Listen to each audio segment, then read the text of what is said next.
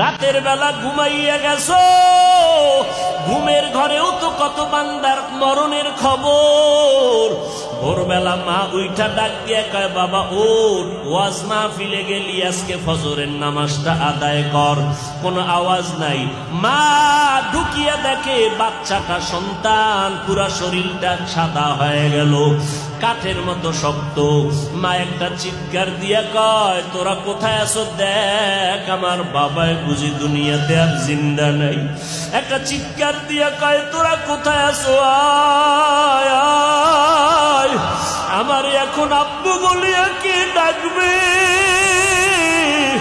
আমার সন্তানের আম্মু ডাকে আমি এত মজা পাইতাম, আজকে আমার সন্তান দুনিয়া থেকে বিদায় হলো, আমারে আম্মু বলে কে ডাক দিবে?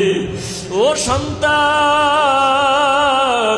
ওই মা বাবারে হারাইয়া একা একা কিন্তু সাদা কাফনের প্যাকেট হয়ে কবরে যাইবা। আজকে তোমার ডানে বামে বন্ধু বান্ধবের অভাব নাই, কিন্তু চোখ দুইটা বন্ধ করে একটু চিন্তা করো, কেউ তোমার সাথে কবরে যাবে না। আজকে আমি বক্তা মানুষ, কত সম্মান, ভক্তবৃন্দের অভাব নাই।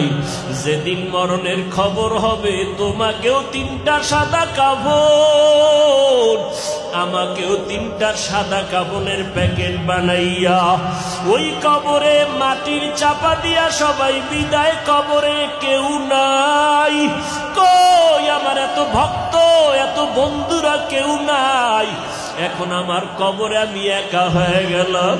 আমার কবরে এখন অন্ধকার, বাতি নাই, কোনো আলো নাই, বিছানা নাই। আমার ডানে বামে উপরে নিচে মাটি। ওই কবরে এখন আমার সুয়াল জবাব শুরু হয়ে যাবে। দুইজন ফেরেশতা আসিয়া হাজির হয়ে যাবে। আমার মা যতই কান্না করে, কেউ কবরে আর আসবে না। আমার বাবা আমার কবরে যাবে না। আমার বন্ধু আর টেলিফোন করে খবর নিবে না। আমার বাচ্চাগুলো আব্বু আব্বু বলে কাঁদবে, আর বলবে, আবার আব্বুরে তোমরা কই নিয়ে যাইতেছ? আমার আব্বু হারা হয়ে গেলে কারে আব্বু বলে ডাকবো? কারে আব্বু বলে ডাকবো রে যুবক? পাও দুইটা যদি আগায় দাও, পায়ে হাত রেখে বলি, আর নামাজ বাদ দিও না রে যুবক। আর দাড়িটা কাইটা আমার নবীরে কাদাইস না রে যুবক। পায়ে হাত রেখে বলি, মাওলার কাছে তওবা করো আর কাঁদো। নবী বলেন, জাহান্নামের কথা শুনিয়া যদি এক ফোঁটা চোখের পানি ছেড়ে মাওলার কাছে মাপ চাইতে পারো, আমার মাওলার কুদরতি অন্তরে জোশ এসে যাবে।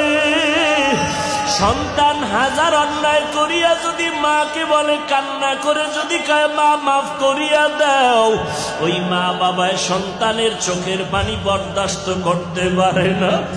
মা কোলে নিয়ে বলবে, বাবা কাঁদবি না, আমি তোর চোখের পানি বরদাস্ত করতে পারি না। ওই মায়ের মায়ার থেকে কি আমার আল্লাহর মায়া কম?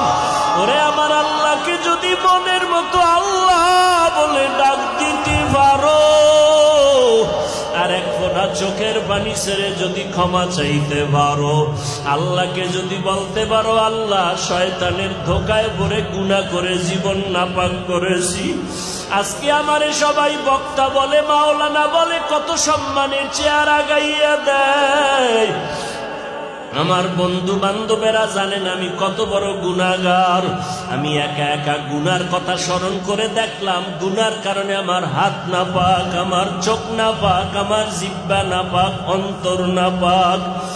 কিন্তু আমার আল্লাহ জানার পরও রাগ করিয়া পানি বন্ধ করেন নাই, বাতাস বন্ধ করেন নাই, আমার খানা বন্ধ করেন নাই।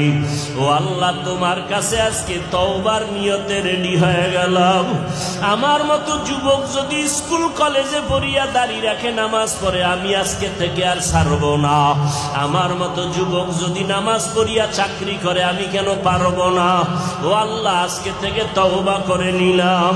ও যুবক, ও ও বৃদ্ধ বাবাজি, ও পর্দার আড়ালের মা বোনেরা, আল্লাহর কাছে চোখের পানি সারিয়া কান্না করে তওবা করে নাও। আল্লাহর কাছে চোখের পানির বড় দাম। ওরে যাদের চোখে পানি নাই তাদের কপাল বুঝি খারাপ।